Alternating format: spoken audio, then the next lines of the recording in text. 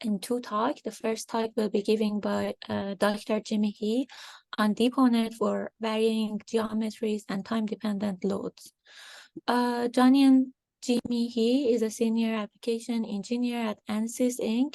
Prior to joining Ansys, he obtained his PhD in 2023 from the University of Illinois at Urbana-Champaign and a bachelor's and master's degree from the University of Utah, all in mechanical engineering. His research focuses on crystal plasticity, multi-scale analysis, finite element method, and machine learning. He currently collaborates with the National Center for Supercomputing Applications at the University of Illinois on the confluence of machine learning and physics-based modeling, and on the development and application of neural network models. Thank you, Dr. He, for joining us today. And now you can start your talk. Yeah, thank you so much for the introduction. Can everyone hear me? Yes. Oh, just wanted to check. I should keep it to like what, 30 minutes, like 20 minutes and 10 minutes for questions? Yeah, it is usually like 45 minutes for presentation and 50 minutes for question and answer. Okay, I see. Yeah, that's good to know the expectation, because you mentioned that there's two speakers, so just wanted to check the time. All right, yeah, thank you everyone. So my name is Jimmy. So it's an honor to be able to present here at the kind of seminar. So today I'll be talking about some of the recent work that we did in our research group, focusing on DeepONets, applying to varying geometry as well as time-dependent loads. So this is kind of a picture of all our team members, and I would like to thank my advisor and all my colleagues, and feel free to check out our group GitHub repo for some of the source code that we posted for our recent projects. We're here to kind of talk about the confluence of convergence of AI ML with physics-based modeling. So just like the rest of artificial intelligence, we went through a few of AI winters. But recently, this has been brightened by the development of high-performance computing, and also some of the accelerators, GPUs and TPUs. And also now we have access to some of these Python-based programming environments and open source machine learning libraries like TensorFlow, PyTorch, JAX, and DeepXDE. And now we can use them to solve many physics-based problems, such with data-driven models and physics-informed neural networks. And more recently, deep operator networks. Those are the kind of the three aspects that our research group has worked on. So on the right here, we can see that you can have purely data-driven neural network model that involves just no physics. Everything's just data. And we can have completely physics-informed neural network, which in this case is everything is physics-based if there's no data. And also somewhere in the middle, we can use physics-informed neural network to solve some incomplete and nil-post problem that combines both the physics and data. And from there, we can also use deep operator networks to approximate the entire solution operator, which is going to be the main topic of today's discussion. So these surrogate data-driven models, once they're trained, they can infer accurate results orders of magnitude faster than traditional computational methods. So you only suffer once, you spend all the computational costs on running all the simulations to generate the training database.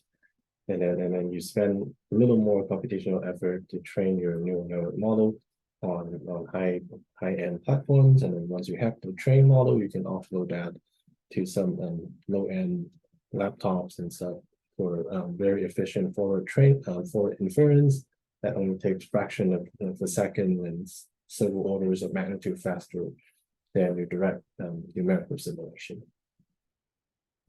So today I'll be going through some of the different applications of deep operator networks, and particularly specializing them to 3 different cases for varying geometry as well as time-dependent loads. And then we can see how we propose different specialized variants of the DeepONet structure to tackle some of these challenges that's particular to some of these type of problems that we often see in engineering practice. So in the first case study, we're going to be looking at DeepONets applied to varying geometries. So we know that in engineering structures, they often vary in geometry, boundary conditions, and also applied loads. And geometry plays a significant role in the stress prediction of these structures. And oftentimes, whenever you have sharp geometric corners and edges, they generate high stress gradient areas that lead to stress concentration. And they also lead to very difficulties in accurate predictions. However, prediction of these stress concentration locations are also of great interest, because stress concentration points are usually where fracture and start initiating. So in this case, we would like to use a data-driven DeepONet to basically take in some geometry and information on the applied load, and then be able to predict some 1-meter stress field with the requirement that it can accurately predict the stress concentration location given the inputs. So under this kind of umbrella of requirements, the example problem that we looked at is to predict the stress field on geometries that's generated by topology optimization under various loads. So going to the data generation, we first started with running some linear elastic topology optimization on a 128 by 128 grid with varying loads and volume fractions. So we changed the location of where we applied the load, and also the direction of the applied load. For linear elastic, it doesn't really matter the magnitude of the applied load, so you just change the direction and the location. And also we changed the different volume fraction of the final design. And then you run the topology optimization, and then you get a variety of different designs that have these very beam-like kind of features that you see in this figure. And then once we have these geometries, we then run a second round of simulation where we subject them to randomly generated loads with varying direction and magnitude. And this time, to add an additional layer of complexity, we're now using elastic plastic material with J2 plasticity. So now the problem is also path dependent, and you also get plastic strain at some places, and we also get these stress concentration at these sharp geometric feature corners. And then you see these very thin members that have very intricate stress fields. So we have a performance baseline using DeepONet with basically a feed-forward branch and the trunk. So in the classical DeepONet structure, the branch network encodes the design density and the load information. And the trunk network encodes basically the grid coordinate of that 128 by 128 grid. And then the dot product here and then the dot product over here combine your input, your encoded output from the branch and trunk to basically output a solution operator. However, there are some potential issues with this baseline DeepONet architecture. So first of all, your feed-forward neural network cannot accurately capture the spatial information in the input design image, because in 2D, we fit in a 2-dimensional image for the input design, and the spatial connectivity of those images is what plays a role in the actual load-bearing capacity of the structure. So you expect that 2-dimensional connectivity information to play a significant role, but that cannot be accurately extracted by a feed-forward neural network. And also, when you look at the inputs to the trunk, we're just passing in the grid coordinates, but the grid coordinates don't actually change with changing the signs because they all fit in the same 128 by 128 grid. What changes from one design to another is just the element density, like from 1 to 0 or to 0, from 0 to 1. But the coordinates themselves don't actually change. So your trunk network's just seeing a constant set of inputs, not doing anything, while your design constantly changes. Also, there's a lack of information communication between the branch and trunk before the dot product. So the only place that these two talk to each other is when they get through all the encoding, and they go to this dot product, and then they start talking to each other, and then they just output something.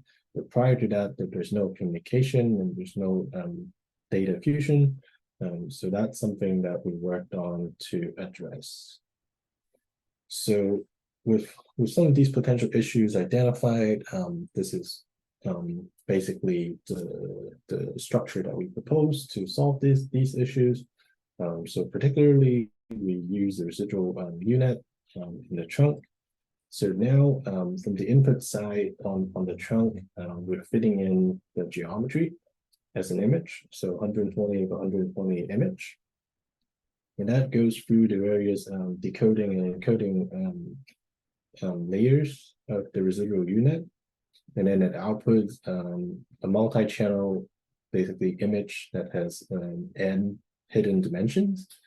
So it's basically now a three-dimensional array with n channels, where n is the number of hidden dimensions that the entire DeepONet structure has. And on the other hand, on branch network, we're only feeding in the mode magnitude and the orientation angle, because those two uniquely characterizes the applied mode information. And then those go through the same feed-forward neural network to generate the encoding. And so on the may I ask a question, please? This yeah, is Adar sure, from sure. Ram. Please ask questions along the way so I can address them. Yeah, thank you. Thank you. So what does it mean that you input the geometry into the branch? Like what physically do you input? Like an image of what? An image of the binarized design. So whenever you have material is 1, whenever you don't have material is 0. So it's kind of like the density field that you get out of from topology optimization. We just kind of binarize it, so this is either 1 or 0, and then that kind of binary image gets fed into the trunk network as a representation of the geometry. The binarization is what I was missing. Okay, thank you. Yeah. So I guess I'm trying to understand the distinction you're making here. Sorry, this is Eric's here from Sandia. The distinction you're making here from the previous slide where you said you just had row. Now you have geometry, and I guess the distinction is that you have a UNet architecture. Yeah. So now we have a REST UNet in the trunk network instead of just a feed-forward neural network as before. So that's one of the basically the 3 major distinctions, the major differences between this proposed network and the baseline. I see. So there's more structure to the input, the way the network is processing the input. Yeah, which I'll be going through later. Some of the other 2 differences that one of them has more to do with the actual structure of what you're actually processing. Okay, thank you. Yeah. Jimmy, you may want to mention also informational fusion that we impose. That is the second thing. Yeah. So on the trunk network side, we use a residual UNet, which basically performs convolutional operations to encode some of the spatial information in the input design image.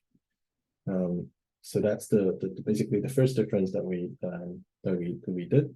And the second one is we introduced intermediate data fusion between the 2 networks.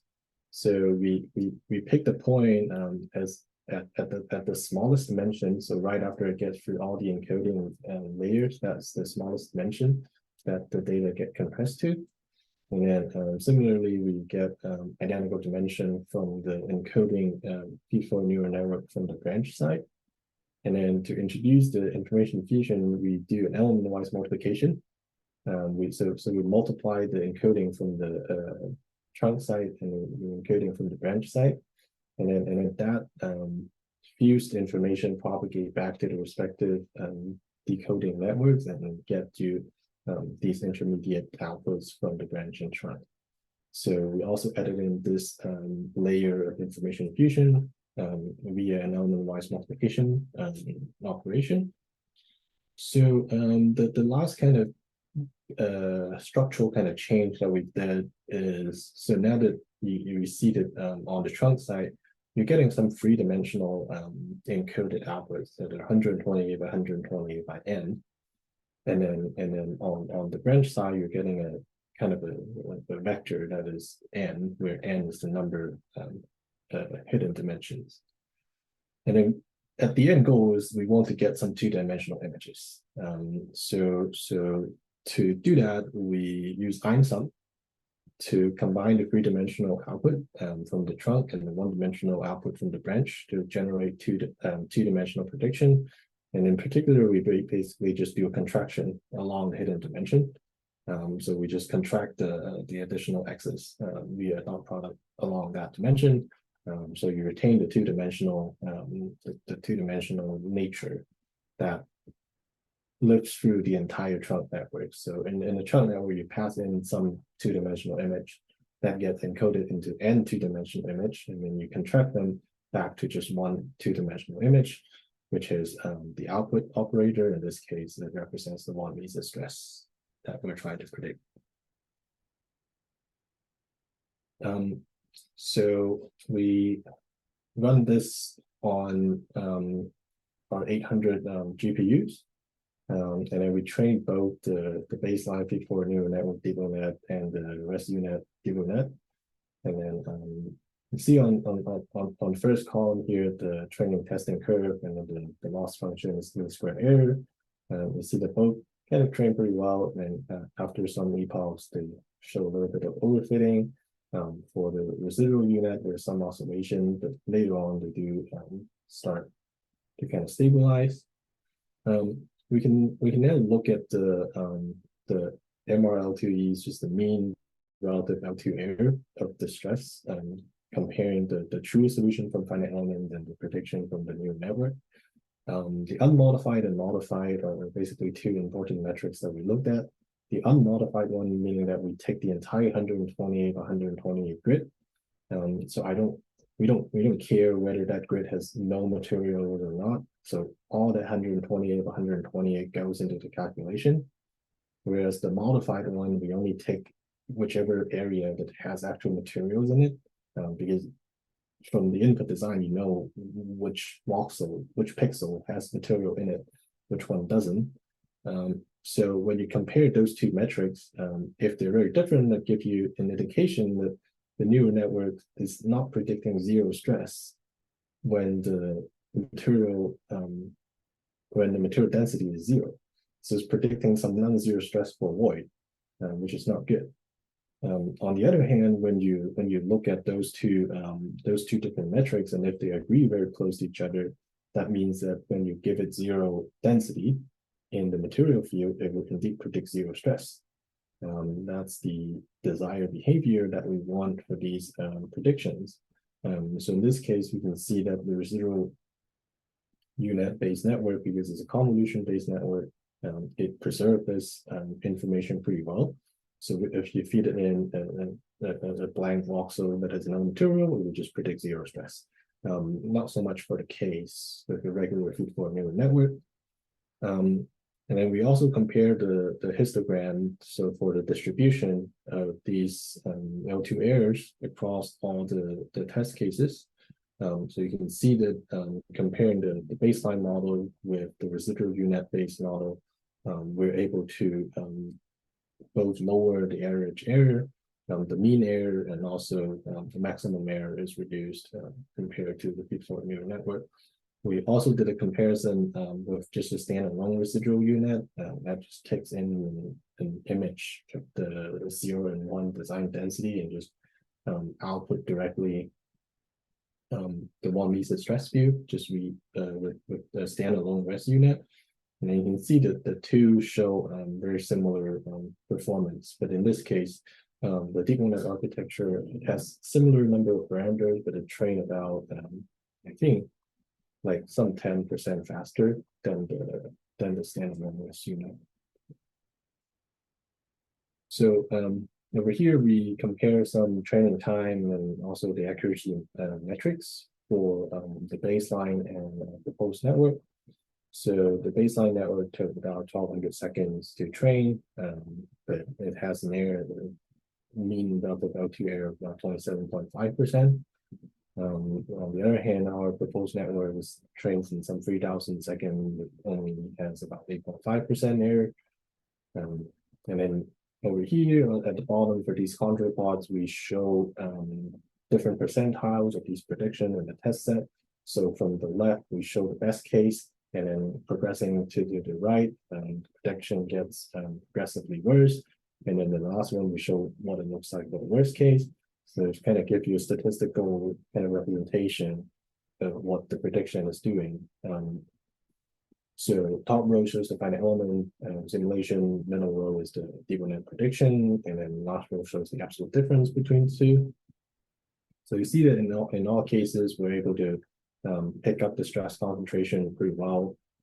Even in the worst case, you can see at the kind of the bottom of the beam, you're not picking up the stress contour really well. When you look at the corner where the stress concentration happens, you see that in the worst case, we're able to pick up where the stress concentration occurs in this structure, which is one of the main requirements in this case study.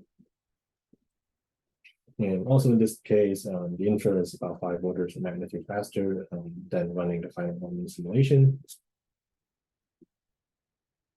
So with that concludes our first case study. And now we're moving on to the second case study. We're looking for DeepONets applied to something that has time-dependent loads. So we know that in many cases, structures are often subject to dynamic loads, that their magnitude and directions are time-dependent. And oftentimes the past loading history is vital. Whenever you have plasticity that are path-dependent. And let's say that you're only interested in the final state, the loading, and the analysis for this first kind of case study. Then we can use DeepONet to basically take in the time-dependent input load curves, and then we output some final field quantity at the end of the loading. In this case, we choose the non-Mises stress. And the requirement is that we accurately predict the final stress concentration location, knowing that the stress field is going to be dependent on the loading history. So with that, the example problem that we chose for this case study is to predict the final stress field on the Bucknell specimen under some time-dependent axial loading. So we have axial loading of the Bucknell specimen that is two-dimensional under plane stress condition. And then we randomly generate a set of smooth loading history that looks like this. And then we apply that axially to this two-dimensional Bucknell specimen. And because the material is elastoplastic, the end state would depend on the actual loading history. So the end state would not be uniquely defined just by whatever the end displacement is. You have to instead consider the entire loading curve to kind of get to what the end state would look like. And on the bottom here, we show kind of some of the examples that example stress distribution at the end that you see for different load histories.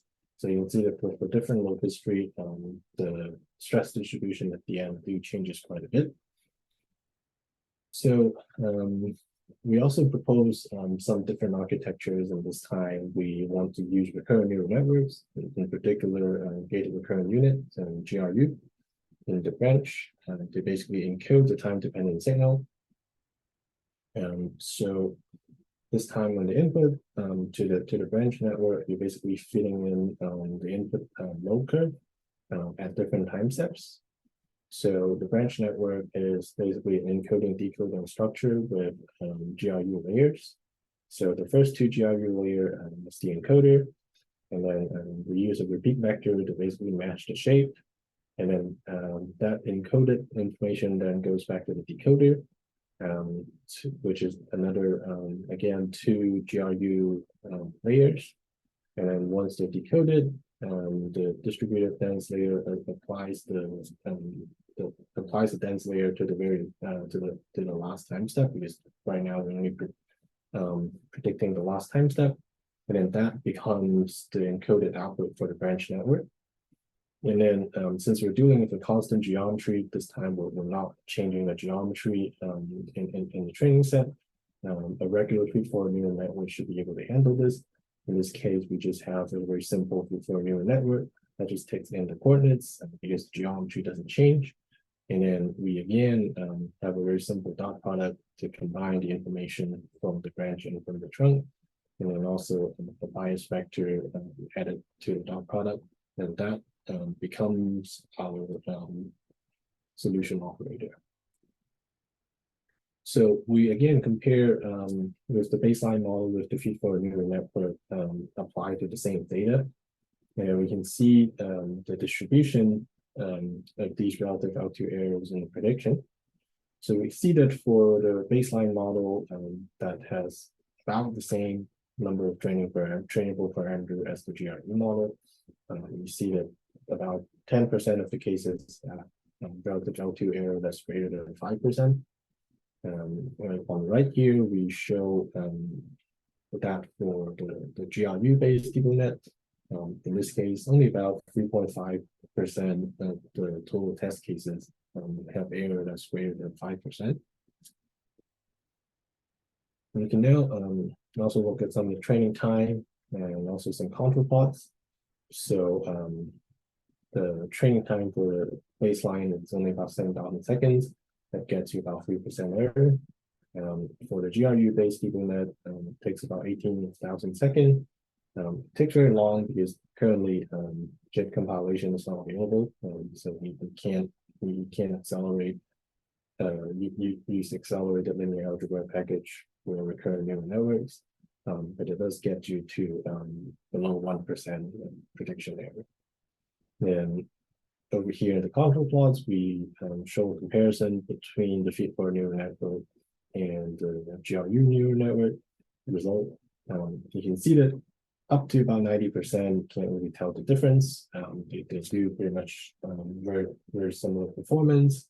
Up to about 90%, you see that neural network prediction matches fairly well with the finite element simulation.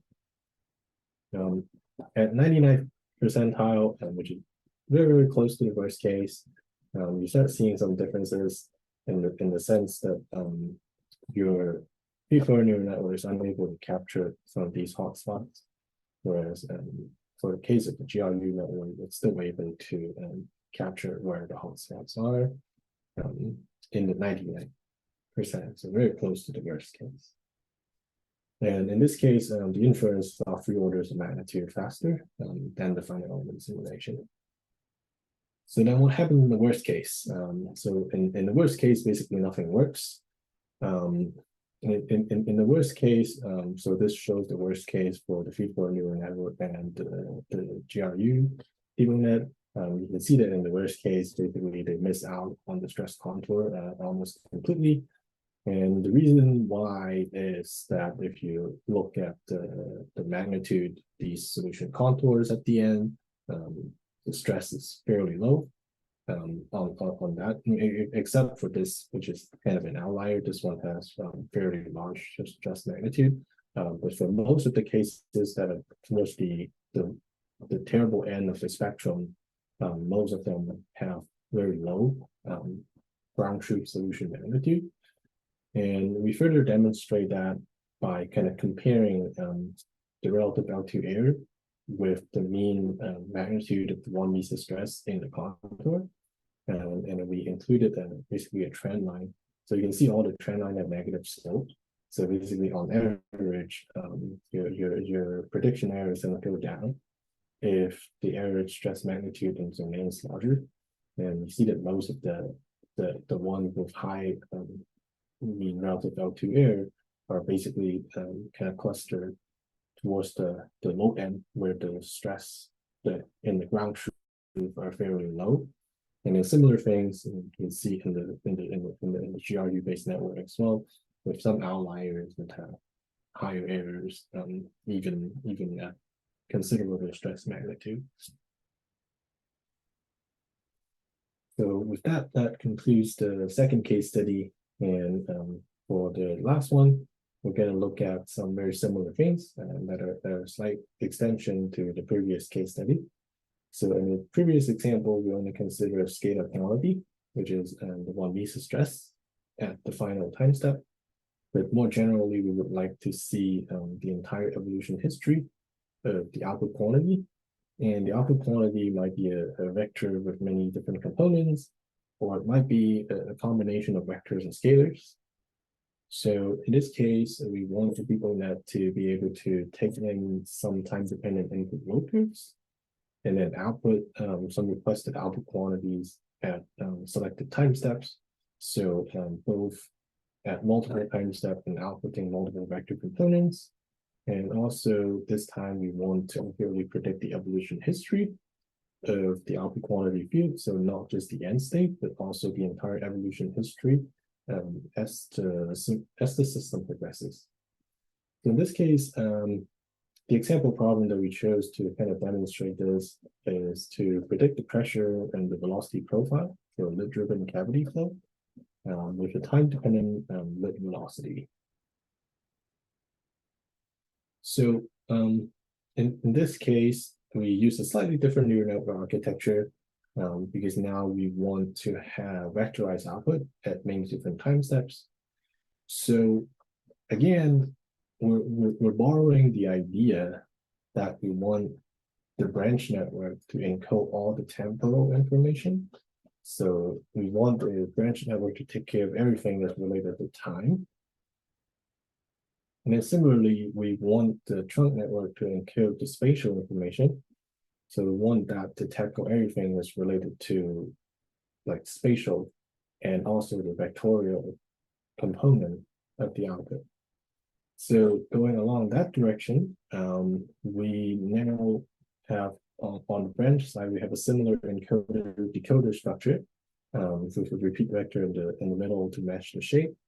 But now in the distributed dense, instead of just mapping to the end state, we now map it to all the output time steps. Let's say we have S different time steps.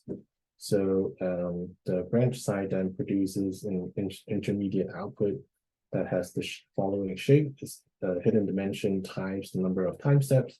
So hidden dimension is a hyperparameter that you can tune. The number of time steps is however many time steps that you want to predict for the problem of interest. And going to the trunk network side, we also make some changes.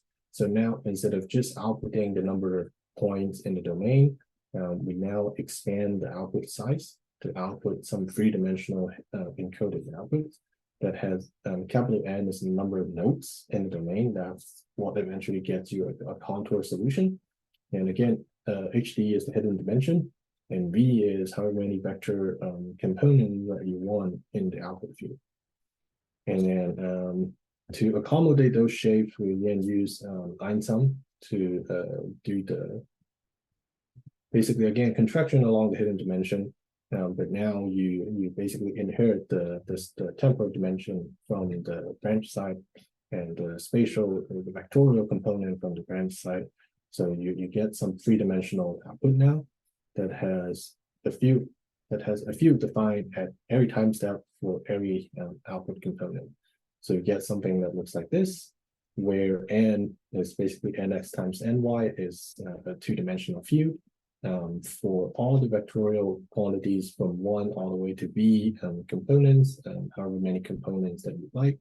And then that is repeated from time step 1 all the way to time step S. That's however many time steps that we requested. the neural network to output. So it would generate basically the full evolution all at once in one forward inference pass of the DeepONet architecture. So going back to the example problem, we studied with lid-driven cavity flow with time-dependent lid velocity. So this gets you to two-dimensional incompressible Navier Stokes equation. We then use the DeepONet to predict the pressure field and also the velocity vector distribution at 40 different time steps. So this is what the typical velocity profile for the lid would look like. We again use a smooth interpolation between all the control points. And then on the right here shows an example evolution of how one finite difference simulation would look like.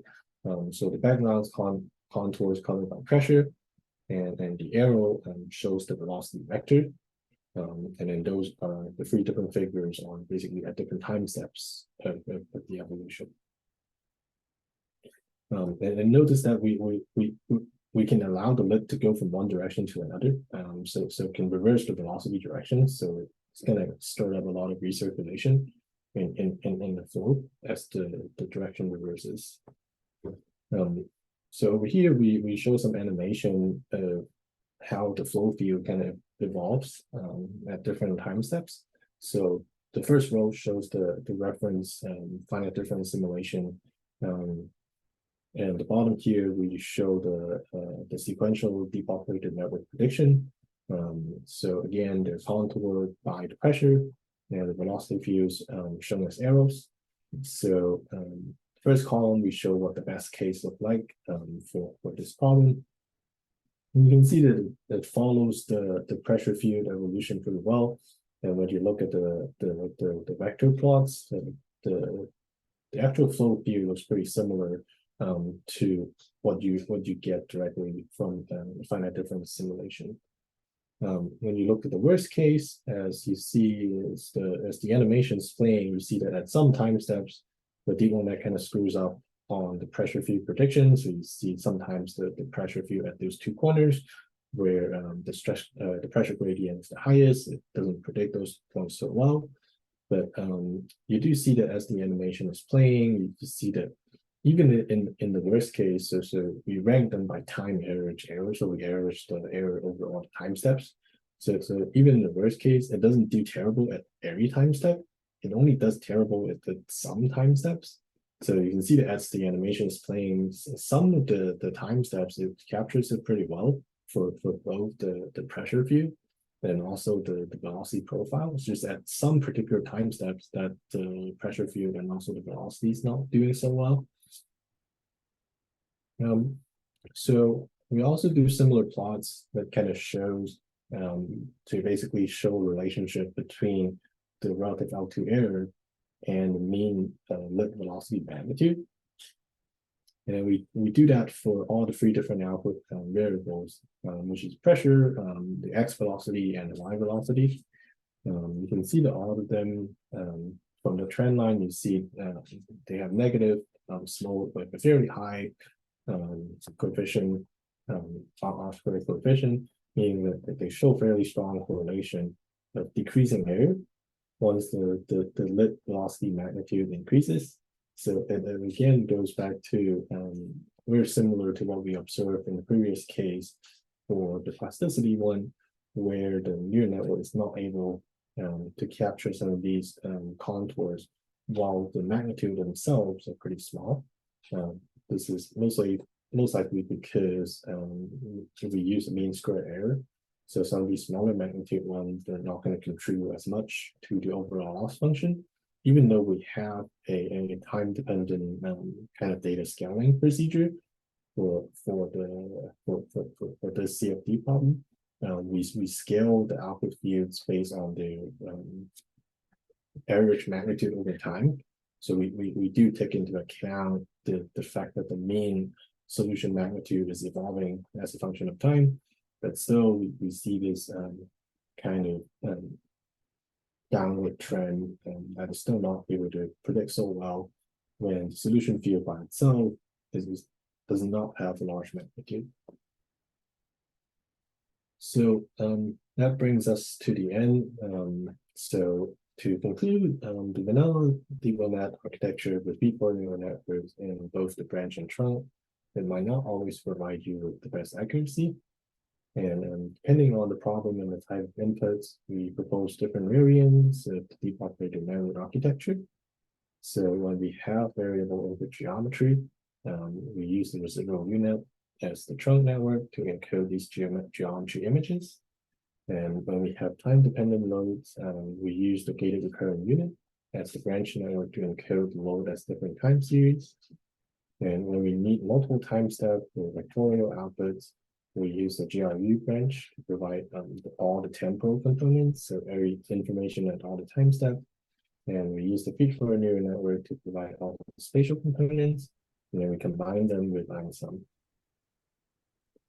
So looking ahead, we're currently also working on some work in additive manufacturing. So those are kind of a combination of everything that we discussed before. You're dealing with varying print geometries, and also there's time-dependent thermal history with your print parameters. And then you're interested in the residual stress and also the temperature, the thermal history of the part at different time steps as the print is being printed. And we're also looking at some uncertainty quantification that we want to do with Bayesian neural network. So with that, I would like to acknowledge my former research group members from Professor Jasuk's research group, and also the guidance and support from Dr. Korik and Dr. Eberita, and also NCSA's research consulting and industry program, and also the National Science Foundation for funding the computational resource in this project, and also the AI Center of Excellence at AIUC, and finally the French group at Bucknell University for inviting us to this exciting talk. And with that, I thank you so much for your attention, and happy to take any questions that you may have. Thank you. Thank you, Dr. He, for your great talk. So do we have any questions from the audience? Hi, my name is Vivek and I'm a PhD student working with Dr. Kanyadakis. So I had a question regarding your residual unit-based trunk net appended with the DeepONet for the variable geometry case. Can you please go to the slide for the first section of your presentation, in the first session of your presentation? Yeah. This one? Yes, right. So if I understand correctly, the input to the branch network should be a load. And yeah, the load is also dependent on the complex geometry, correct? No. So we kind of eliminated that by applying the load at the entire top edge, and even though there's no material there, so the load, okay, that way is kind of decoupled from the geometry, so that you only need to worry about where the load is pointing and where the direction is. Like, because when we run the simulation, what we do is basically we deactivate those elements, so nothing gets severely distorted that way. Only the actual load bearing part gets loaded, but otherwise those two are uncoupled. Okay, understood. Thank you. That was my question. I thought the load was also a function of space. Do you have any comments for how to modify the architecture if the load as well is a function of space? That is, the input to the branch network is also a function of space. Maybe you could try the convolution network for the branch net. How would you go about that? Yeah, I mean, I think in that case though, like what you suggested, you probably want to represent the area that's being loaded, as well as the area that's subjected to boundary condition, as also as an image.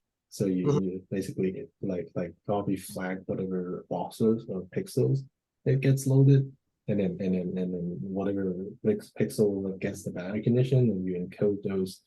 You stack those as kind of different channels that represent the boundary condition in the XYZ direction, and you can similarly use that also for use convolution to extract some spatial information that would allow you to couple basically the geometry with where you're applying to loading. Yeah. Okay. Thank you. Thank you, Dr. He. It was a great talk. Thank you. Yeah, It was thank very you. clear. Thank you. I can see that one of our audience, Eric, has a question. Eric, can you introduce first introduce yourself and then ask the question? Yeah. Yeah, so I'm Eric Sayer from Sandia. My question is about the GRU. I'm curious why you chose GRU versus LSTM. We actually did both in the actual publication. So it's very similar architecture. We just replaced the GRU layer with the LSTM layer. So it's just same thing, like same number of neurons in the layer and basically same data. What we found out is that they get to about same level of accuracy, but the GRU network has fewer numbers of trainable parameters, and so it also trains I think about 5% or so faster, but in terms of performance wise, they're pretty similar. So that's why we only show the GRU one, but we did test with them. Also, did you play with different length sequences in terms of the time domain? No, so because those come directly from the simulation. So for our case, in the finite element simulation, we define 100 discrete point. So that's the kind of the temporal resolution that we have in our inputs, and then for the CFD problem, we output like 40 different frames of fields. So that's kind of the output temporal resolution that we have. But again, those would depend on the actual setting. If you have more points, like if you have a continuous representation for your input, you can input more points to the input curve. And then also if you have more kind of output time frames that you have stored, you can also output more time frames. But for us, those are mostly just limited to how the finite element simulation is set up to take the number of input time points and output time points. And can you comment on how you anticipate the training time would increase or decrease or change with respect to the number of time steps? We actually tried that for this one, and like from 40, we kind of downsample all the way from like 20, 10, 5. I mean, trainable parameter wise, surprisingly, it's not really that sensitive. You get probably about less than 5% change in the trainable parameters for different time steps, because nothing changes in the trunk. Like you only really change this one, like however many times that you change, that's the only one that you change. At that point, what's controlling your training speed is just however many data that you need to pass through. Like the more data, the more times that you need, the larger amount of data that it has to go through. So that's the main limitation. And also similarly, it goes for the number of the output components as well. So for example, if you want to like say for the CFD problem, if you instead the pressure and velocity, if you also want the vorticity, although it's a derived variable, you can also ask the network to predict that. You get 4 output variables instead of 3. What you do is just you change the output size so that this reshape to 4 instead of 3. That is also a very negligible change in the number of trainable parameters, and then that allows you to basically solve like include additional outputs with very minimal cost, and then most of the cost is just associated with the neural network having to go through more data. The network size itself doesn't change so much. I see. All right, thank you. Yeah, thank you.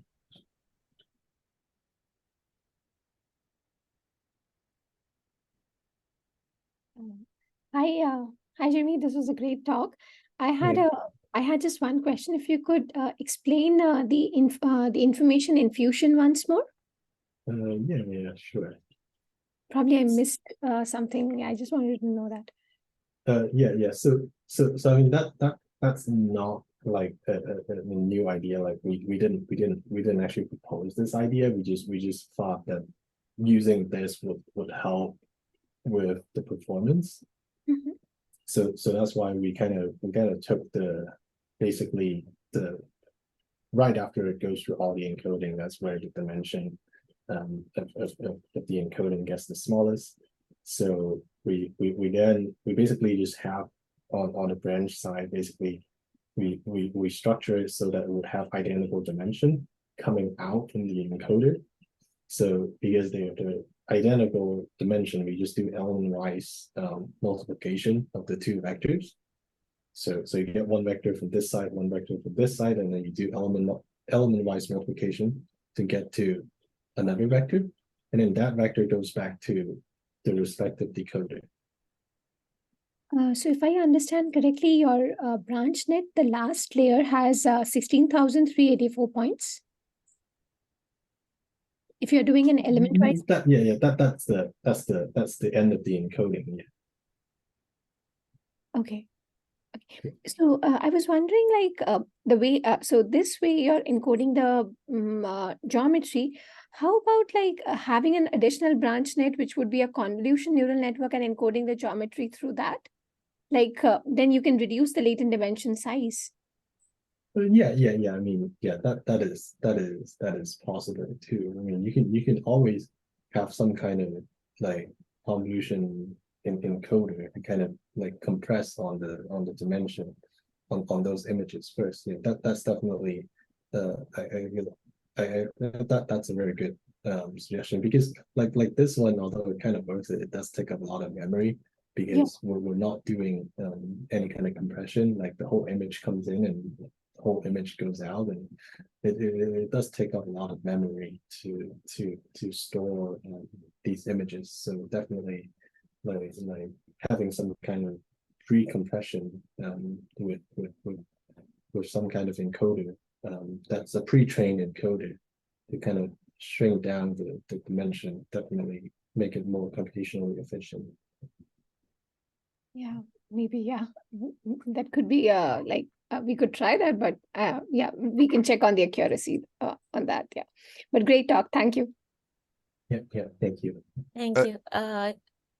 May I ask one more question? Yeah. Go ahead. Actually, I wanted you to just understand philosophically how you view this as. I mean, to me, it looks like one giant branch network, and then just outputting the branch network, and there is no kind of trunk basis. So I guess, like, I mean, philosophically, how are you viewing this as like the trunk and branch kind of separation? Yeah, I mean, like I feel like that's a great question. That is why we also included a comparison of just the regular REST unit, where for that, I mean, we get rid of everything in the branch. We just have REST unit that just output one dimension, and then we equate that to the stress image. Just so that's just a simple application of the regular REST unit that has even fewer number of degrees of freedom, because it doesn't have the whole branch network, but for some reason it's still trained slower than this. I think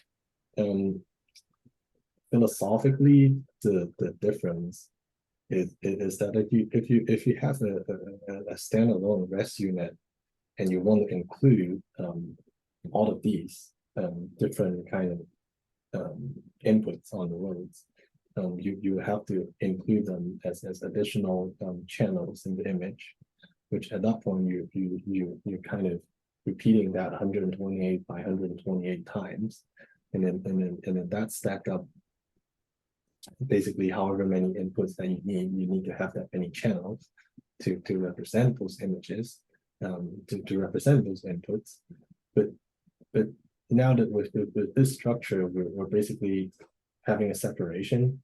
So now only the geometry with one channel needs to go through the convolution thing, and then on the other hand, all the modes, because at least for this one, they're just scalars, so no need to repeat them over the entire 2D thing. We just pass in the feed for a neural network.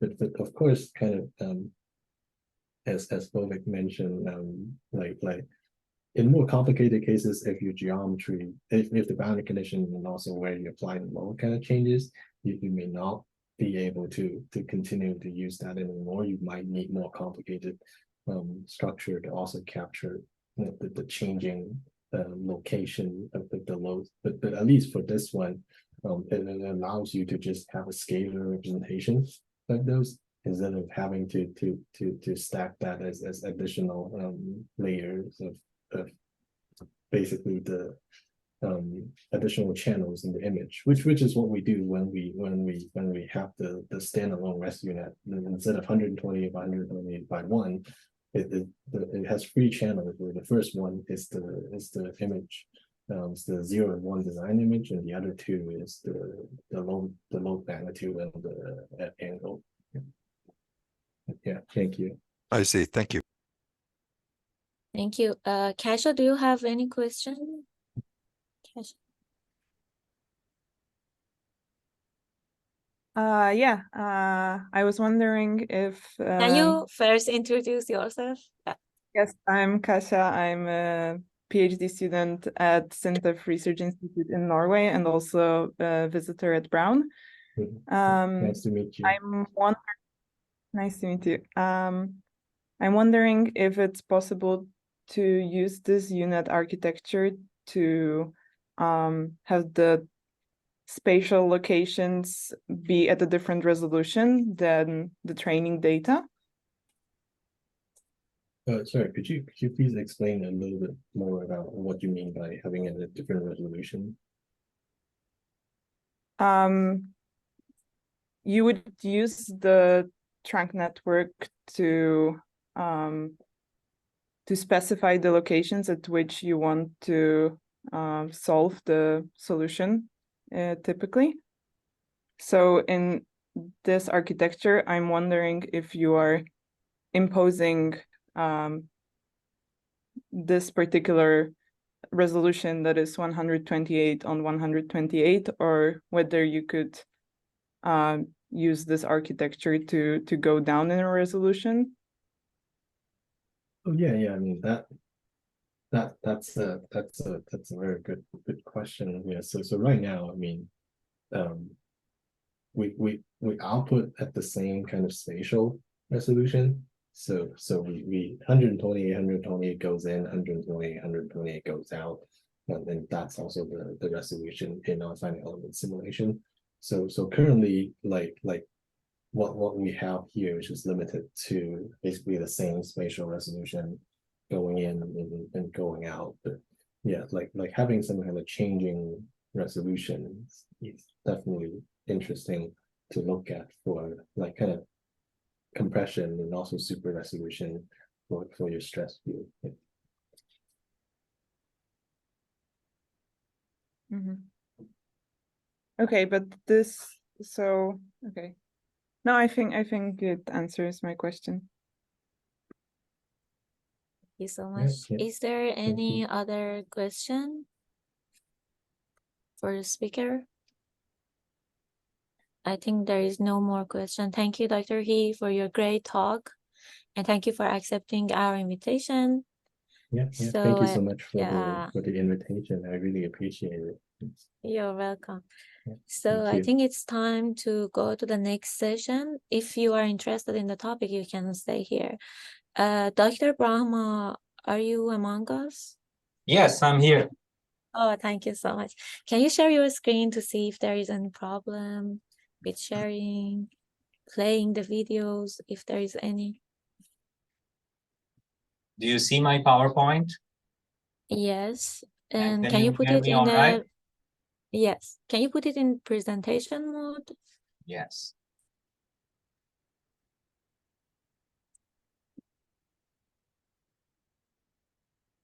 And do you have any video? I don't. Okay, so I think you are all set.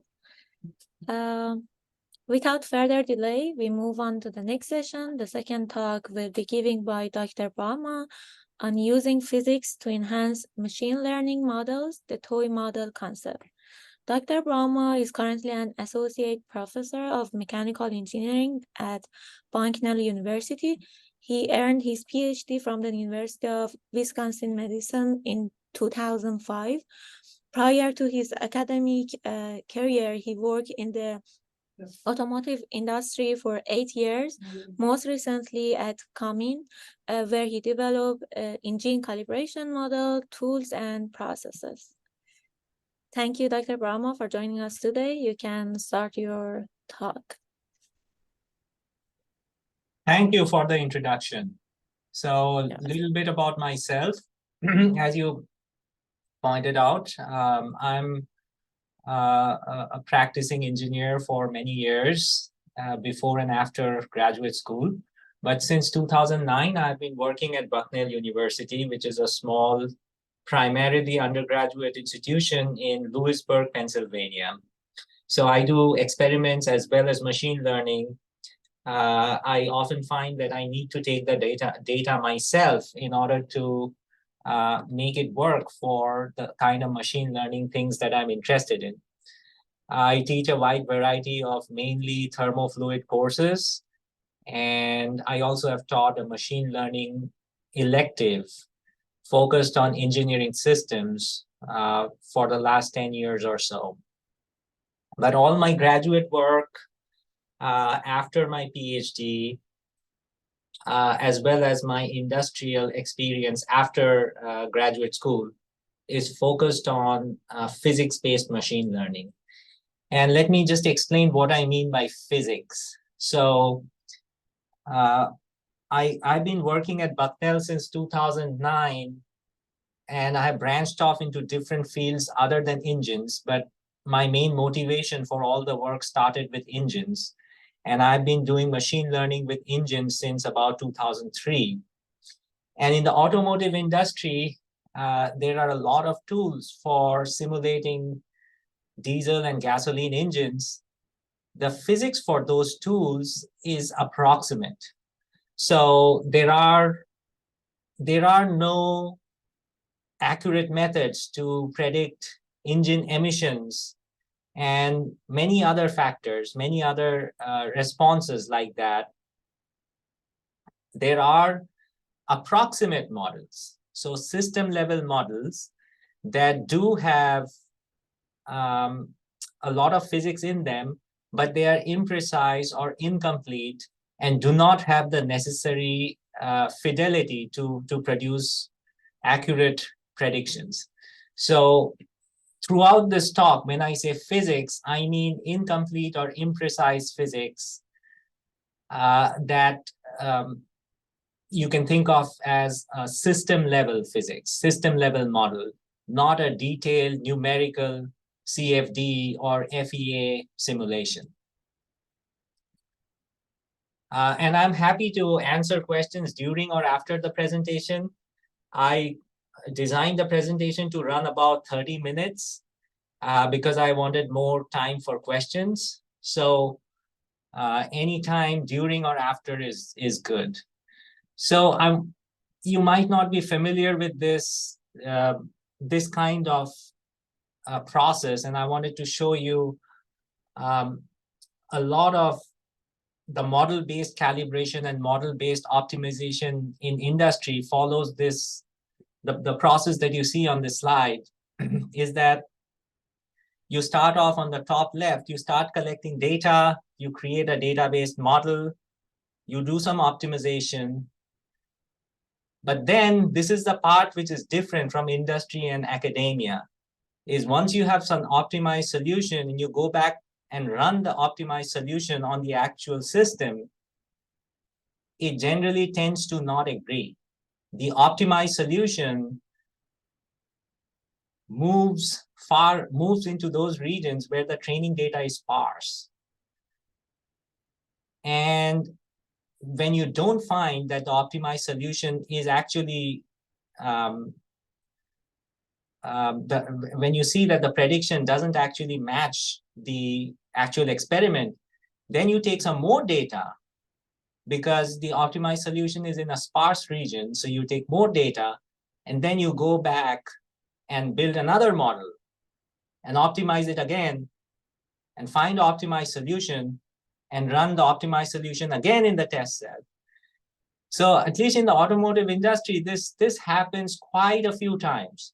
You're using model-based optimization to actually guide you in the data acquisition process to move into those regions that would provide a better outcome.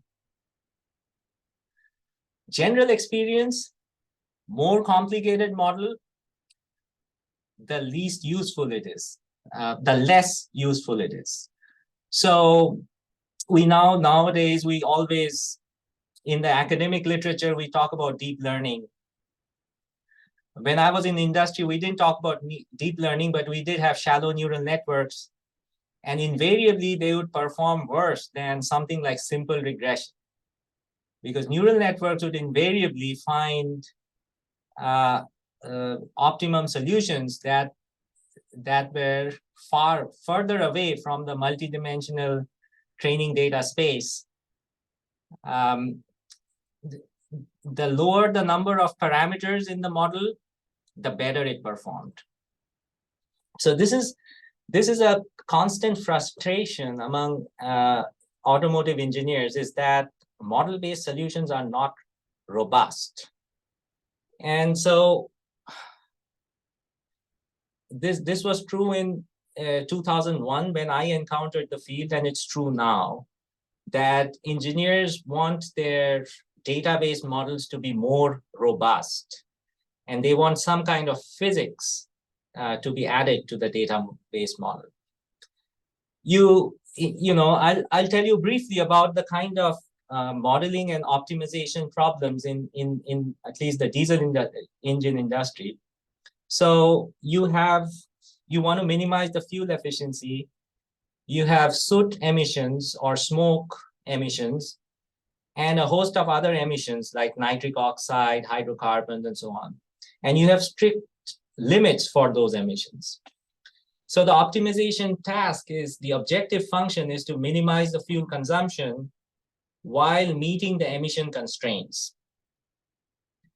This involves adjusting about 5 to 10 parameters, and the search space is really, really large. You might start off with 3,000 data points collected in a test cell, and you might spend a few months retaking the data based on the model-based optimum that has guided you in the region of data acquisition. Now, that is the optimization problem for calibrating the parameters. Things like engine speed, fueling, injection pressure. There are 5 to 10 parameters like that. But now you're talking about model-based controls that has even more parameters. There might be hundreds of parameters to control an engine in real time. And some of those models are curve fits, and they often encounter unfamiliar operating conditions where basically the feature space is uncorrelated. You see something that you've never encountered in the training data.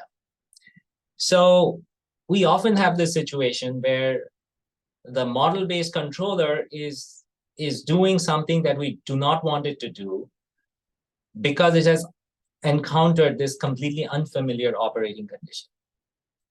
So everybody wants to put physics into these models, and I'm talking about two different kinds of models here: models used for optimization and models used for control. But the idea is the same: is how do you put physics inside database models?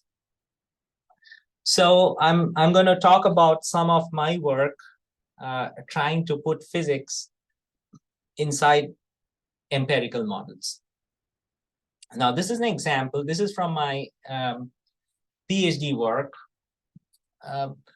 I told you that the objective function was trying to minimize the fuel consumption, with the constraint being emissions. One of the most difficult things to predict with diesel engines is soot, the smoke from a diesel engine. The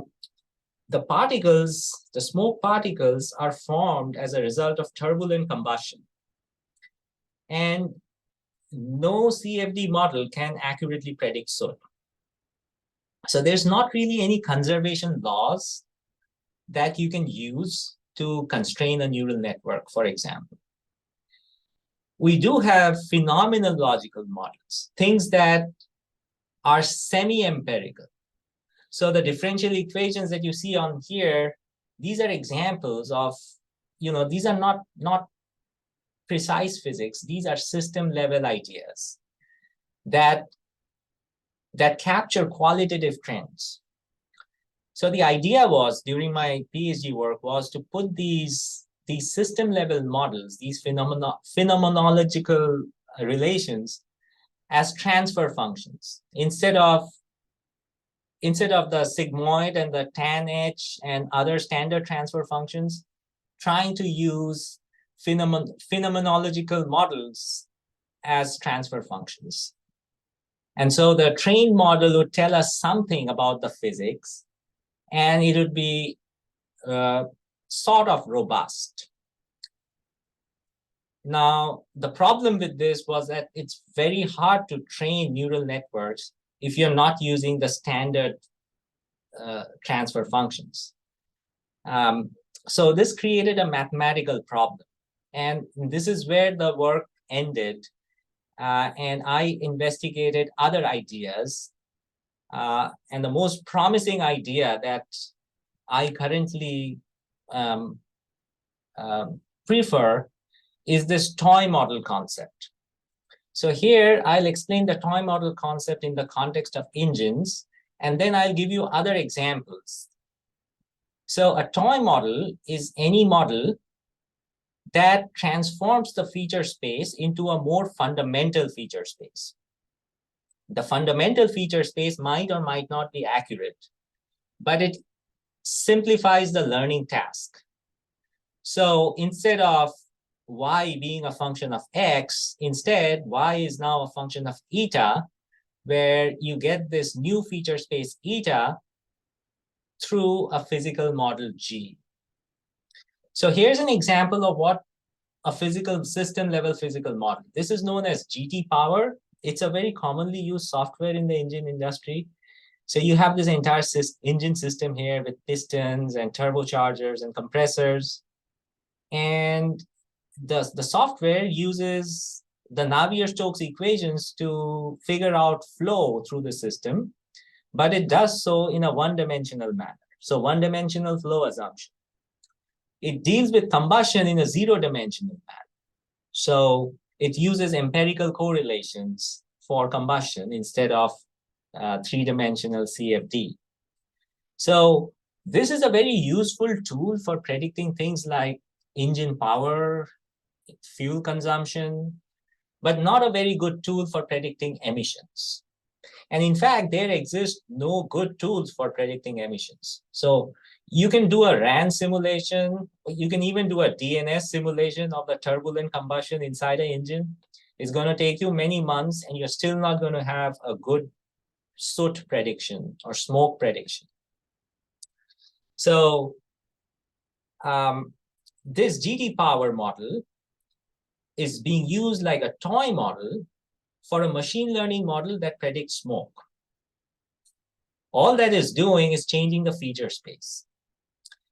So here I'm giving you an example of what the feature space looks like initially. On the left, this is the raw feature space. So, let's say you have a neural network that predicts engine nitric oxide emissions or smoke emissions as a function of these 6 features. The features are on the x-axis. So engine speed, injected fuel, EGR fraction, the amount of fresh air flowing through the engine, the timing, at what time, what what part of the combustion cycle are you injecting the fuel? I mean the engine cycle, not the combustion cycle. And at what pressure are you injecting the fuel? So these are the operating parameters. Engineers change these parameters to generate data. And all the data is shown here. I have divided the data so that the test data is in red. And I have deliberately split the training and testing data so that I'm showing you an extrapolation here. So you can see for the second feature, for the fuel mass injected, the test data is clearly outside the range of the training data. Okay, now look at what GT power does. First of all, it changes the original features into more fundamental features like EGR, like brakes specific fuel consumption. This right here in the 90% AHRR, that is the position in the engine cycle when 90% of the combustion has happened already. The next feature is ignition delay. How long does it take for the fuel to ignite after being injected? So these features are more fundamental, and you can see the dimensionality has been reduced from 6 to 5. And here's the best part. The extrapolated data in the original feature space is not an extrapolation in the new feature space. So you see the red dots are lying within the cloud of the orange dots. So the testing data is no longer outside the range of the training data. So this transformation of the original to the toy feature space is possible with GT power. Now recall that we're trying to predict emissions. So here I'm showing you NOx emissions. But the machine learning model, the physical model, GT power, is not good at predicting NOx. It's good at predicting these features, but not at predicting NOx. So I'm just using GT power to change the feature space, not to predict NOx. And the changed feature space has now a lower dimensionality, and also it extends the range of the original feature space, because an extrapolation in the original feature space is now an interpolation in the new feature space. So that is it's a very simple idea, just using system, the known physics of the system to transform the feature space. Now, GT power produces many features. Now, how do you select which features you want to use? That was the topic of my paper here that I've listed down here. And I won't get into that. That's a that sort of optimization problem. I wanted to spend time providing some more examples of the toy model. So hopefully you understand what the toy model concept is. And now I'm going to show you some other examples. This is, after I joined Bucknell, some more ideas about how to use the toy model concept to enhance machine learning for complicated systems. Hi, this is Kamal. I have a query. Yes, please. This is Kamal from Brown. In the previous model, previous slide, if I don't have access to GT model, can I reduce the dimension, or what is actually doing inside GT power model? It is simulating every point. So all the points that you see here, I have about 2,000 data points.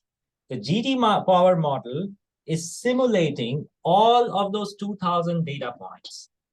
So the idea of a GT power model when I was in Cummins was that it would be a virtual twin.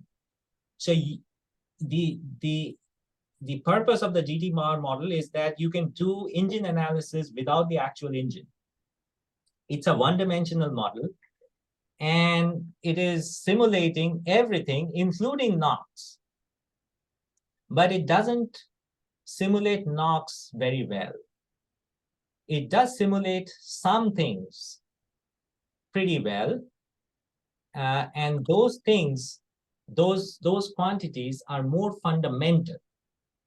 So you take these raw operating parameters or the raw feature space, and you feed them to the GT power model, and it produces 35 different variables, including knocks, that are more fundamental. Some of them are accurate, some of them are not. Based on the physics, some of the things are possible to predict accurately. For example, engine fuel consumption and power, not very hard to predict with this kind of detailed model. But emissions, impossible to predict accurately. So then I go ahead and I select some of those features from those 35 features that now I'm using in my machine learning algorithm. So my machine learning algorithm for predicting emissions previously used these features. And now the new machine learning algorithm is using these features on the right, more fundamental features. So GT power is the known physics for the problem that cannot predict emissions. Predicting emissions is the primary problem here. How do you build a good emission model with data-based emission model? And instead of using the original feature space, we're using different features generated by this physics, which cannot predict the emissions, but can predict other things. Okay, it's something like a dimension reduction from the actual physical space to the new space. Yes, in many cases, it might not be a dimensional reduction. In this particular example, it is. So you can think of it like a PCA. What PCA does is part of what this is doing. It's instead of using statistical methods to reduce dimensions, it's using physics to reduce dimensions. But in some cases, it doesn't reduce dimension. It just makes the learning task between the response and the features easier. When you move into a more fundamental space, the relationship between features and response becomes easier. For example, Knox is extremely non-linear with each of these features. However, it is less, so it might decrease the non-linearities. It is less non-linear with these features on the right. So it simplifies the learning task, even though the physics is not really predicting the response. It is making the transform feature space is making it easier to learn the relationship between the transform features and the emissions. I have one more query. For a single set of data, how computationally expensive is GT power? GT power, in this case, takes about 5 minutes to run each point. So I had 2,000 points, so that would be like 10,000 minutes. So GT power is widely used in the auto industry because it's not that expensive to run. If you did a CFD analysis, each of these points would take a few days, but you would still not get a good Knox prediction. Is it possible that once I get these two sets of data, and then I put a neural network from the actual space to the feature space? Yeah, then you can take if you take a neural network. So all I'm saying is a neural network between the original space and Knox is much improved if the neural network is between the transform space and Knox. That's what I've done here. I've used GT power to transform the feature space, and I've used a neural network. I actually use several different methods to show that any database model using the transform space would perform better than the original space. Because you see, even the extrapolated points are interpolations in the transform space. So that helps the machine learning model quite a bit. Thank you. Thank you very much. Sure. Yeah. Yeah, so I'm happy you asked those questions because I hope people understand the toy model concept better now, and I'll give you more examples now. So I'm going to speak more in more general terms now, instead of getting into the details of like the toy model. So here's an example where we studied baseball forces on a spinning baseball inside a wind tunnel. I had a master's student who spent about a year getting data. And there are lots of studies in the literature of baseballs in wind tunnels. Now, this could also be a cricket ball. I know some of you might know cricket better than baseball and vice versa. But in both cases, the seam on the ball creates a lot of interactions with turbulent flow that make the resulting forces on the ball very nonlinear. What is different? So in cricket, you have a swinging cricket ball. In baseball, you might have a curve ball or a knuckle ball, or so all those things are essentially techniques to move the ball based on the interaction between the spinning ball and the turbulent air. What is different about this study is the axis of rotation was adjustable. So in all studies in literature, spinning baseball or spinning cricket ball is always studied with the axis of rotation perpendicular to the direction of flow. In my case, if you look at the second arrow, you can adjust the spin angle. And this produces a very complicated system, extremely complicated. So the parameters for this problem, the feature space would be the angle of this axis, the velocity, the spinning speed, and the response would be the forces on the ball, the drag forces, lift forces, sideways, transverse forces, and very extremely nonlinear data. So your machine learning model is extremely delicate. It can fail easily. In this case, we used COMSOL, which is a CFD FEA software, to simulate the forces on the ball. And we used several predictions from COMSOL as a toy model. Now, COMSOL is really a toy model in this case. I think we did RAND's turbulent simulation here, and there was no agreement quantitatively between the actual forces measured and the actual forces predicted. There was qualitative agreement to some extent, but the CFD results were used to transform the feature space. So instead of using the spin axis and the velocity and the spin speed of the ball, we use CFD predictions to create a new feature space. And the machine learning model on this new feature space was much improved, much more robust than the original model. I have another example here where we did the same thing with trying to predict turbine efficiency. So we've got this turbine that runs on water. It's actually a steam turbine, but it runs on water. This is something that we use for teaching. And the efficiency is extremely nonlinear as a function of rotation speed, water pressure, water flow rate, and so on. So if you build a model, again, you can take a shallow network and get 0% training error.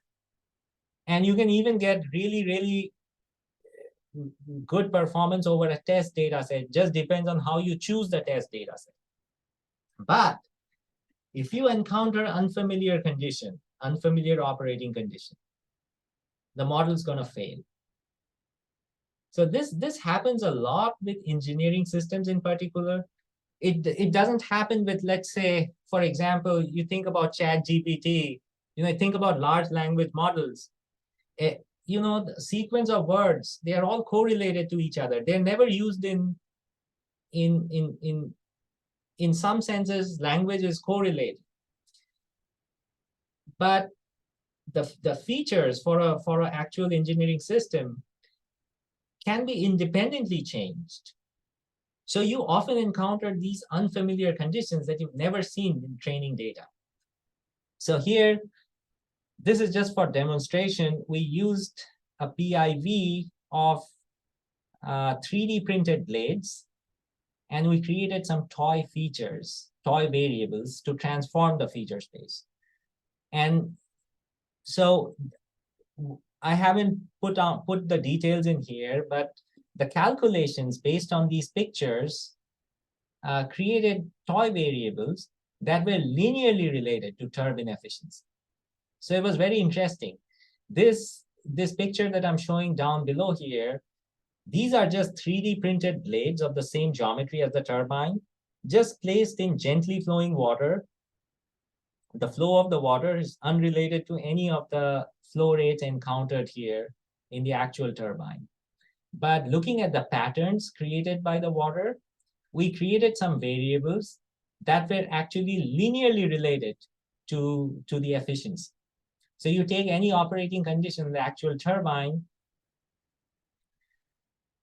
at that blade angle, you can calculate the blade angle. The blade angle actually is something that you can calculate from the flow rate and the speed of the turbine. And the blade angle is the angle at which the water hits the blade. So you can calculate the blade angle, and then you can change the blade angle of this toy experiment. And based on the pattern of the flow, you can relate that, some of the variables here, to the actual efficiency. And it's linearly related. So it really helps to convert an extremely high non-linear response or extremely non-linear relationship to a linear relationship. I have some more recent work. So this is all in the past. The work that I'm doing right now is pulsating flow measurement and heat transfer. So pulsating flow is very frequently encountered not only in engines, but also, say, gas turbines. So think about a jet engine where rotating at 7,000 RPM. You choose a fixed location, you have a blade or a no blade. So the flow actually pulsates throughout the system. And measurement of pulsating flow is a very big challenge. There are no established methods to measure pulsating flow. Also, pulsating flow is increasingly being used to enhance heat transfer. So, example, you think about data centers where the cooling is a big power requirement nowadays. And that power requirement reduces if you can enhance the heat transfer. So some people are using pulsating flow to increase heat transfer. So I was trying to model pulsating flow measurement and heat transfer. So here's the apparatus that I have at Bucknell, and it's essentially a compressor flowing air through a tube and then through an orifice, and then the pulsating flow goes to this tank where the pulsations are dampened and a reference measurement is made. The American Society of Mechanical Engineers recommends not using an orifice for measurement of pulsating flow. It says you should dampen the flow before you use an orifice. Maybe I should back up and talk about what an orifice is. So a measurement orifice is a restriction in the flow. And when you measure the flow difference, the pressure difference across the orifice, that's how you know how much flow you have. So these measurement orifices are widely used. You probably have measurement orifices in your building right now. So how much gas you're using goes through a flow meter, and the flow meter is well likely be an orifice-based flow meter. However, these orifices are not effective with pulsating flow. There is no relationship between the pulsating delta P across the orifice and the flow rate. However, with machine learning, we can learn that relationship. So I have two physical systems in here. I'm getting very complicated delta P signals across the orifice for pulsating flow. How can I relate that to the actual flow, to the reference flow with machine learning? And then I have also this tube here that cools down the flow. And so I'm measuring the heat transfer enhancement of the pulsating flow in this tube. So using machine learning to do those things. So machine learning to predict heat transfer of pulsating flow, machine learning model to predict flow rate of pulsating flow based on orifice signals. And here, so I'm using some toy models, some quasi-static models as toy models. So the same idea, using the known physics to sort of make the machine learning model more robust. Here's something that I'm working on currently is measuring pulsating flow with noise. So instead of an orifice, I pass the flow through a whistle. And the whistling noise can be related to the flow rate. I got this idea based on some work during COVID, where people were using machine learning to relate the coughing noise of patients to classify them as either COVID or non-COVID. And surprisingly, there's a lot of work on that. There's a lot of literature on that. So I translated that to an engineering system where a whistle is a very cheap way of measuring flow. If you want a good, accurate flow meter, you're looking at $1,000 at least. This method uses a smartphone microphone and a titanium whistle that I bought from Amazon for $8. So all that flow, it's the same apparatus as the last slide, but instead of orifice, all the flow goes through a whistle. And then here's what happens. You get different patterns based on different flow rates. So here, 2 kg flow rate, you get this pattern, 10 kg per hour flow rate, you get a different pattern. And if you look at the frequency spectrum, the frequency spectrum moves to the right as you increase the flow rate. So I'm very excited about this. I have not published this yet, but essentially this is a new way of measuring flow with machine learning. So somebody could take a phone and capture the sound and send it to the cloud and get a flow rate prediction. Doesn't have any expensive transducers and so on. But again, being a physical system, it's very delicate. The machine learning model is a very delicate model. I know that the performance over the test data just depends on how the test data is chosen. So it's easy to make the model fail. And in this case, I don't even have a toy model. So I myself have, the acoustics is pretty hard to simulate. I had a student working with COMSOL FEA with the acoustics model, and one data point took about 2 months to simulate. I have for steady state flow, and this is for steady state as well as pulsating flow. For steady state flow, I have about 300 data points. So it is not practical to use COMSOL or FEA as a toy model in this case. And acoustics is pretty similar to smoke emissions from a diesel engine. It is impossible to simulate it accurately with even DNS.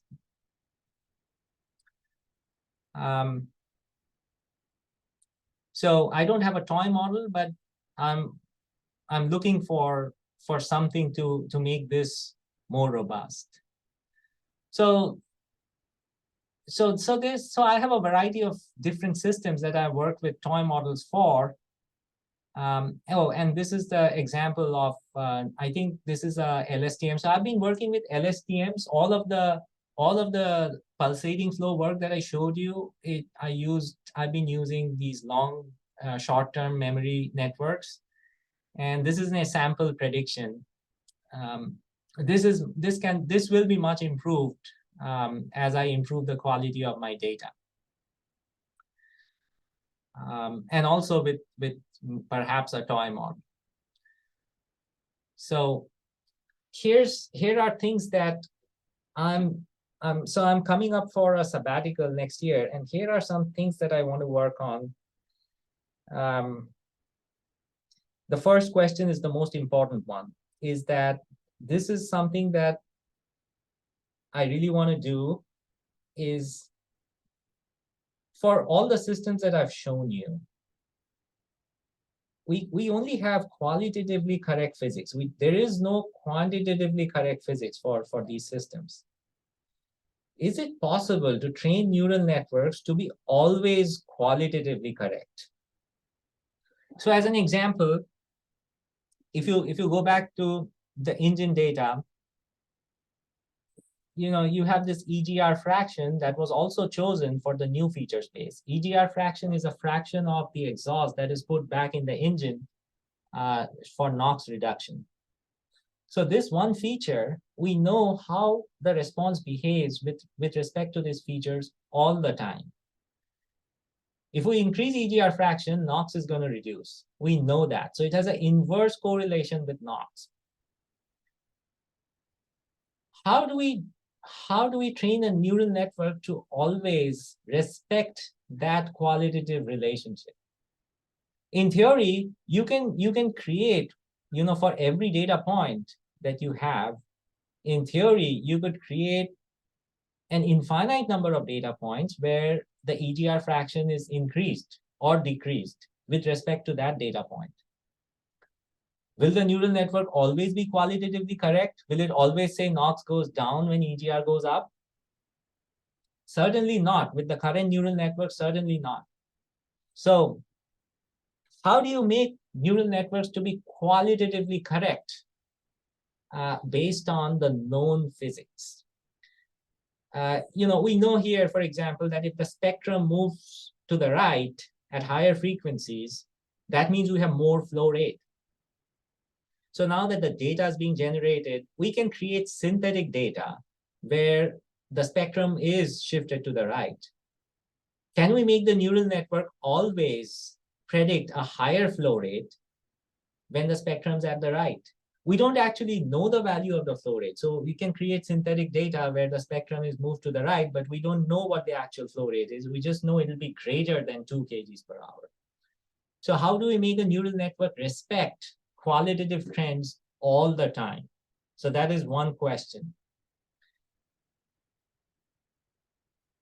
Second of all, can I use qualitatively correct physics to reduce the number of adjustable parameters? This is the opposite of what the field of machine learning is doing now, at least outside of engineering. Outside of engineering, everything is becoming more complex. You have deep learning,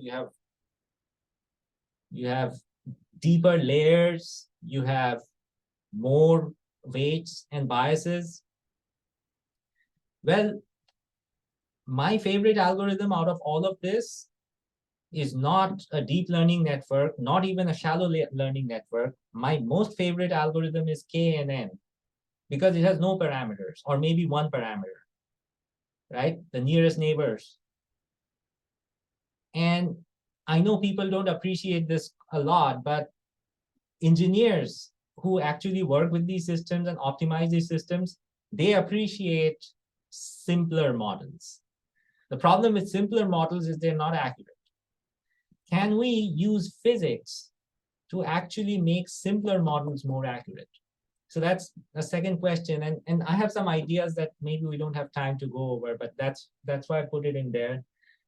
And then finally, this is something that's not in my scope of knowledge. I know this toy model concept works, but there is no mathematical condition that allows me to test the worthiness of a toy model. So I know GD power is a very sophisticated toy model. And in some of my pulsating flow work, I have used things like quasi-static models. Those are not sophisticated toy models. They are less useful than GD power. So how do we quantify? is there some way to mathematically quantify the benefits of transforming the feature space? So, and I'm not talking about dimensionality. It's more of, how do you change the relationship between response and features? So those are my future emphasis directions for work. And I have some data sets that I'm looking at, time series data sets, steady state data sets, acoustic data sets. And so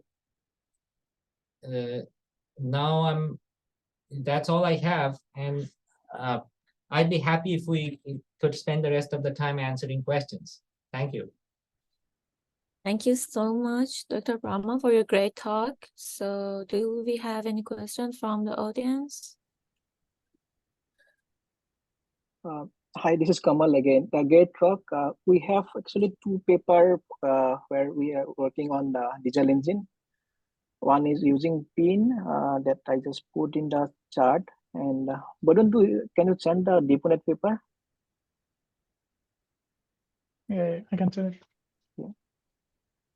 Did you say go back to the GT power thing? No. I put in the paper in the chart. We are working on working with Q-means for digital engine actually.